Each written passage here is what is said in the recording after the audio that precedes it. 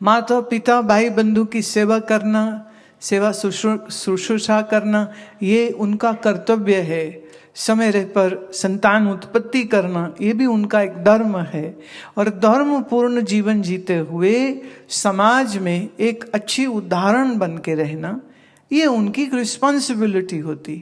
तो ऐसे ही जब पूजा से पहले या यज्ञ से पहले या नवरात्र के समय पर जब ये रक्षा सूत्र बांधा जाता है, तो ये हमारे मन के अंदर आई भावना है। जैसे उस भावना ने लड़की को पत्नी बना दिया और पुरुष को पति बना दिया, ऐसे ही इस धागे के साथ मन को बलि किया जाता है कि मुझे ब्रह्मा का आशीर्वाद है, मुझे विष्णु का आशीर्वाद है, मुझे शिव का आशीर्वाद है। त्रिदेवों की शक्ति मेरे इस मन में, मेरे संग हमेशा है।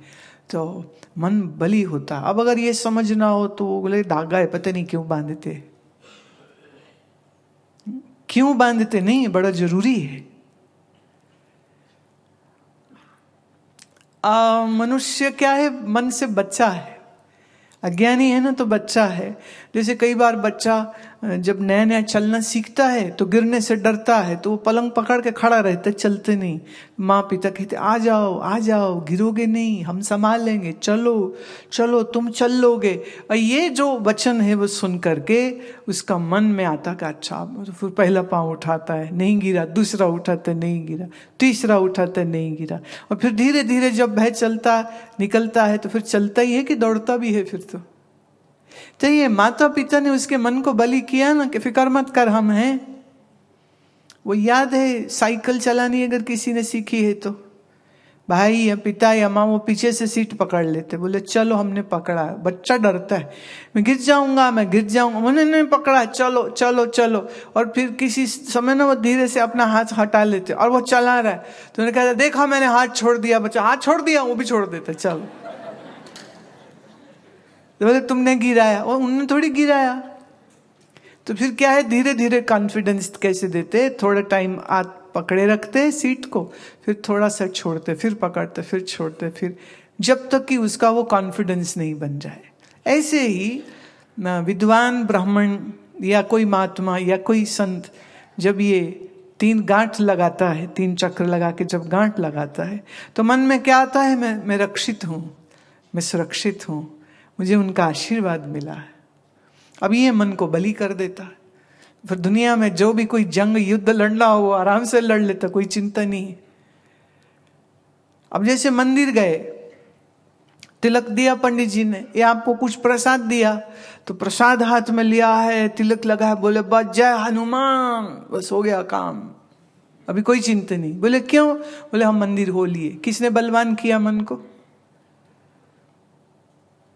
हनुमान जी किया?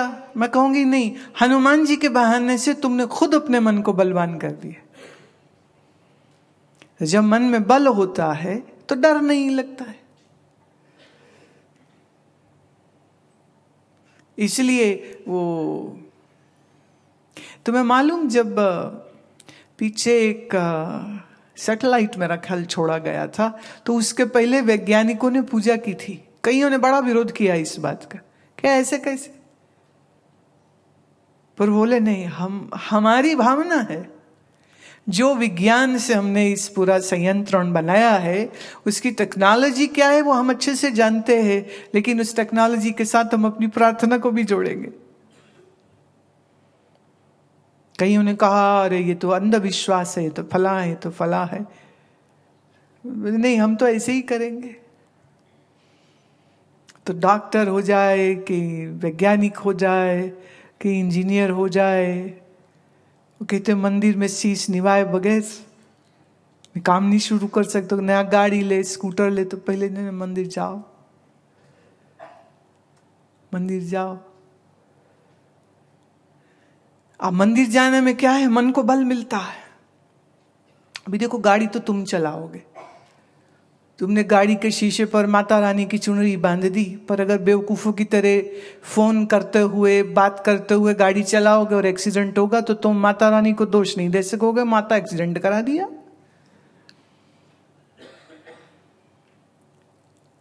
अब याद रहे, माता त्रिशूलधारी है।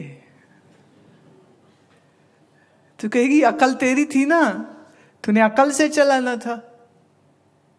तो चला हम रहे हैं, लेकिन फिर भी मन को क्या बल देता है?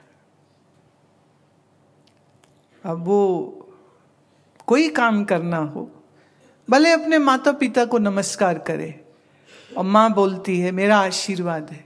अब माँ कोई सती साध्वी भगवती ना भी हो, साधारण स्त्री हो, पर जब वो अपने प्रेम से आशीर्वाद देती है तो जानना वो बच्चे को मिलेगा, लगता है उसको। क्योंकि ये शुभ इच्छाएं हैं, ये शुभ भावनाएं हैं, ये प्रार्थनाएं हैं। इसलिए घर में आपके दादी दादा हैं तो सुबह उठ के उनके चरण स्पर्श करके उनका आशीर्वाद जरूर लेना चाहिए।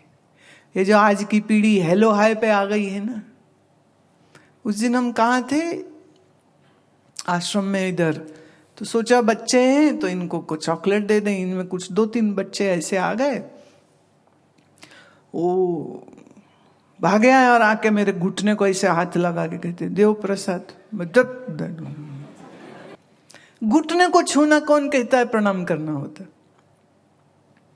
चरण स्पर्श करो, उसका भी तरीका होता है।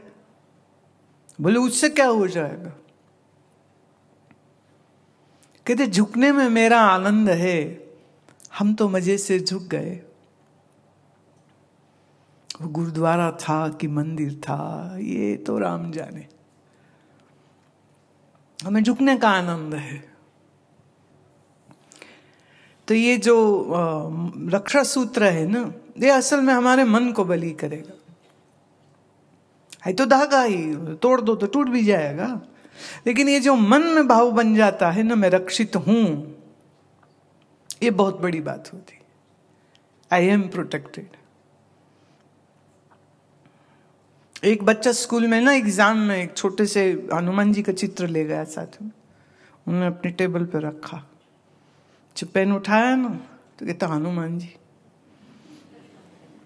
पास करा देना। पढ़ाई कुछ नहीं की है, पढ़ाई कुछ नहीं की है, मेहनत कुछ नहीं की है, पर फेल हो गए तो पिताजी से बहुत जूते पड़ेंगे। कहते वहां हनुमान जी वो छोटे से फोटो से बोले गधे, ये गधा देख रहा है? पढ़ाई नहीं करोगे तो पास कैसे होगे? लेकिन फिर भी मैं कहूंगी, प्रार्थना करने से मन बली होता है। प्रार्थना करने से मन के अंदर एक अनुशासन, और बड़ी बात यह है कि जीवन के प्रति एक सम्मान की भावना। मैं जो भी काम कर रहा हूं उसको मैं ईमानदारी से करूं, मैं अच्छे से करूं। सफल असफल होना एक अलग बात है, लेकिन वो रिस्पेक्ट देना बड़ा जरूरी है। तो जो हमें आशीर्वाद मिलता है तो कई बार क्या उसको एक स्थूल चीज के रूप से, तो धागा दे दिया, कि फूल दे दिया, कि मिश्री दे दी। बच्चे थे हम तो खुद भी यही करते थे। हमारे पास में एक संत रहते थे, एग्जाम से पहले। अब हम तो रोज जाते थे आश्रम ना। मेरा शायद 6ठी का एग्जाम था, 6th का। तो सत्संग जैसे खत्म हुआ तो मैंने उनको प्रणाम किया, तो ऐसे हाथ कर दिए। बोले ये आज क्यों चाहिए प्रसाद? मैं आज मेरा पेपर है। हाँ हाँ लो। तो उन्होंने दिया, मिश्री देते थे तो ऐसे मिश्री मुझे दिया। कहने बढ़िया पास होगी। अब मन में क्या आ गया? हो ही जाना। इस डर चला गया ना मन से। तो जब क्लासरूम में बैठे, लिखने का टाइम आया, वो प्रसाद थोड़ा सा मुख में डाला, क्वेश्चन पेपर हाथ में आया। अब तो क्या है, आने दे, कोई दिक्कत नहीं, कोई नो प्रॉब्लम। आधे समय तो बच्चे डर से सब भूल जाते हैं, याद किया भूल जाते हैं। और डर मन में ना हो तो जो 6 महीने पहले क्लास में टीचर ने पढ़ाया था ना, वो भी याद रहेगा। और मजे की बात यही रही है, क्योंकि 3री-4थी से ही हम लोगों को महात्मा ध्यान कराते थे। तो ध्यान से क्या है, एकाग्रता अच्छी हो गई। तो टीचर जो ज्योग्राफी की, हिस्ट्री की क्लास में, इंग्लिश की क्लास में जो पढ़ाते थे ना, वो भूलता ही नहीं था, याद रहता था। हालांकि पेपर से पहले मेहनत कर लेते थे, पर डर कभी नहीं लगा। डर क्या होता है, किस चिड़िया का नाम हम नहीं जानते। आसपास कई लड़कियों को ना, मुझे याद है, उनको डायरिया हो जाता था, पेट खराब हो जाता था, बुखार हो जाता था। एक तो लड़की बेहोश ही हो गई। भाई क्या हो रहा है? इतना डर। पर संतों की कृपा से हमारे मन में कोई डर नहीं। और एक बार कुछ नहीं आता था, ऐसा हो गया, वो बिल्कुल आया ही कुछ नहीं, तो मैं बैठी रही आराम से, मतलब ठीक है। अब जब आधा टाइम हुआ, टीचर को मैंने दिया, मैंने कहा मुझे तो आता नहीं है, तो ये आप ले लो पेपर। तो क्या करूं मैं, नहीं आता।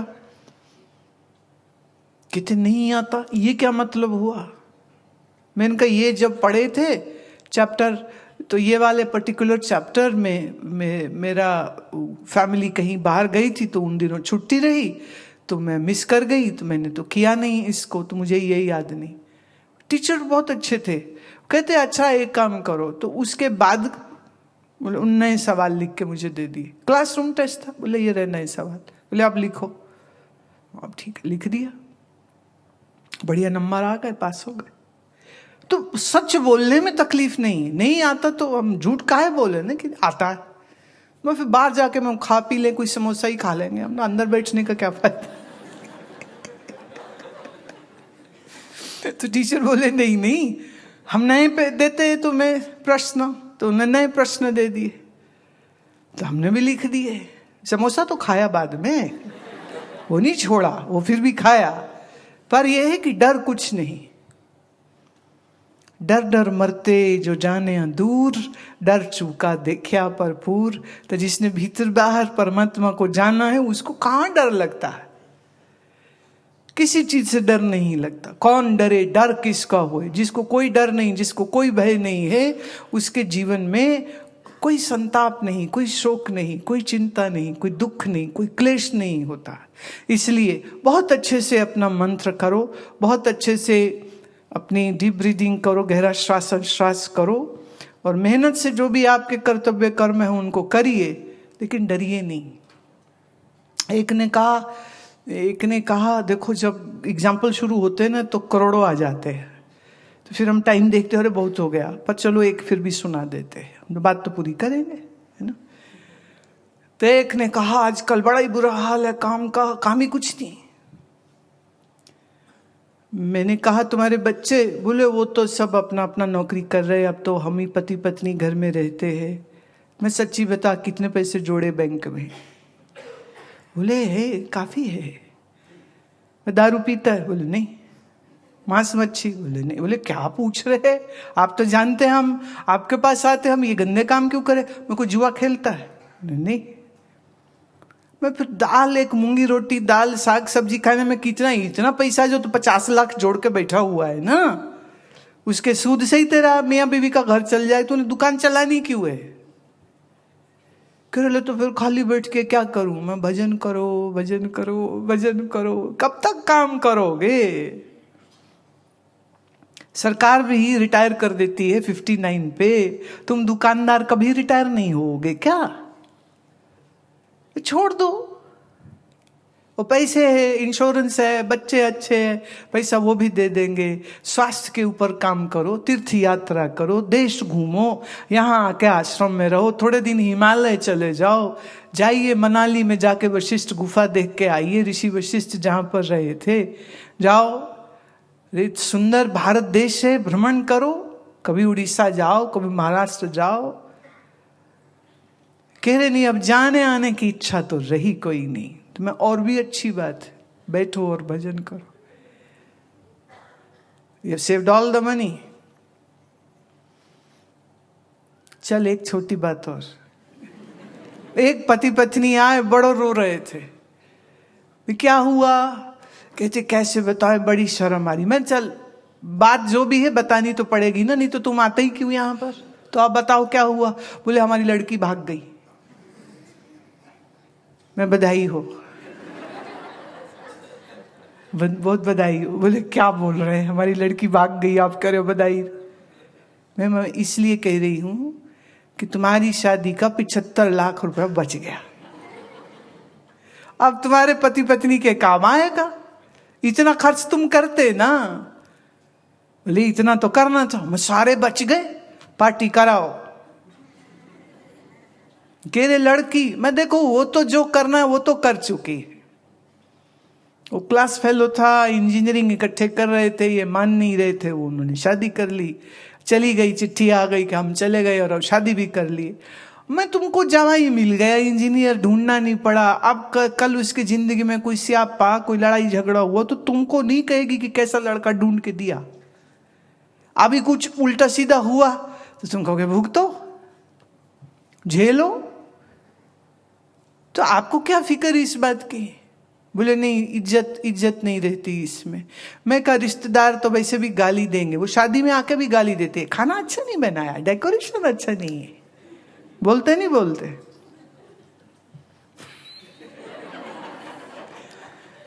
हमने सब खबर छे।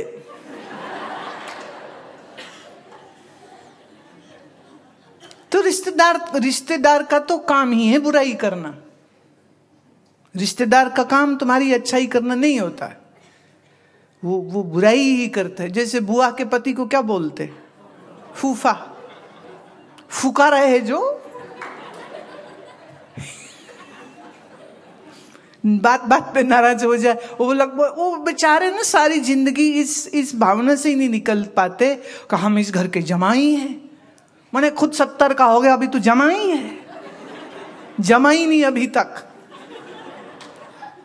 तो काहे का जमाई जो जमाई नहीं अभी तक, तो रहने दो। तो रिश्तेदार तो इसीलिए समाज में होते हैं कि तुमको जरा सा भी अभिमान लगे होने ना किसी चीज को, तो आगे कहते थे क्या है, क्या किया है, ये क्या है, ये क्या किया है। कुछ करो, शादी ब्याह पार्टी मुहूर्त जमना, कोई मर जावे तो भी कहते बता नहीं सकते थे मरने से पहले, ऐसे ही मर गए, हम जमाई थे तुम्हारे, बताना चाहिए था हम मरने वाले हैं। हमको छुट्टी मिलती है क्या ऑफिस में, मैं वैसे ही आ गए। बताओ कोई बता के मरेगा क्या?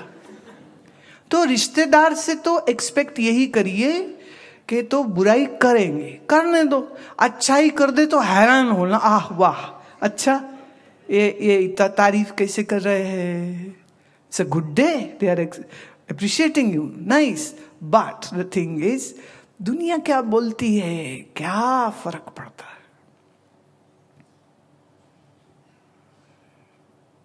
कह रहे नहीं हमारे नाम की बड़ी बदनामी होगी, हमने सोचा था बच्ची इंजीनियर हो रही मेरा नाम रोशन करेगी। मैंने वो तो अब भी हो सकता है। मैं घर के बाहर नेम प्लेट है, बोले है, तो मैं टॉर्च की रोशनी उस पर डालो, नहीं तो एक LED लाइट लगवा दो उसके ऊपर, परमानेंट नाम रोशन, नहीं तो अपना नाम रोशन कुमार रख लो, हो गया नाम रोशन। क्या दुनिया रिझाओ कभी रिझेगी नहीं, परमात्मा रिझाओ वो रिझे पड़े है ना। तो इसलिए अपनी ताकत सही जगह खर्च करनी चाहिए, एक गलत जगह में अपनी ताकत मत लगाओ।